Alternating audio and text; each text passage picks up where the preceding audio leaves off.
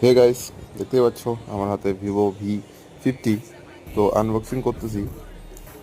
অনেকদিন মানে থেকে একটা ফোন কিনবো ভাবতেছিলাম, তো ফাইনালি আজকে কিনেই ফেললাম। তো ফোনটা ক্যামেরা কোয়ালিটি ভালো, সব দিক দিয়ে ভালো দেখলাম। তো দিদিও বললো যে সব কিছু দিক দিয়ে ভালো ফোনটা। তারপরেই এই ফোনটাই ডিসাইড করলাম। ঠিক আছে। আর দেখতেই পাচ্ছ আমি বক্সটা খুলতেই পারতেছি না।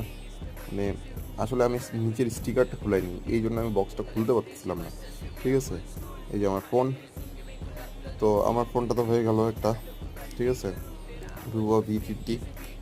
আর আমার এক্সাইটমেন্টটা দেখতেই পাচ্ছ। তো ফোনটা হাত থেকে পড়ে যাচ্ছিল, তার জন্য দাদা বললো যে উম, মানে ওই টেবিলটার উপরে রেখে করতে। আর ফোনটা ইন্স্যুরেন্স আমি করিনি, কারণ আমার মনে হয়েছিল যে ইন্স্যুরেন্স এমনি ফোনটাতে আমি মানে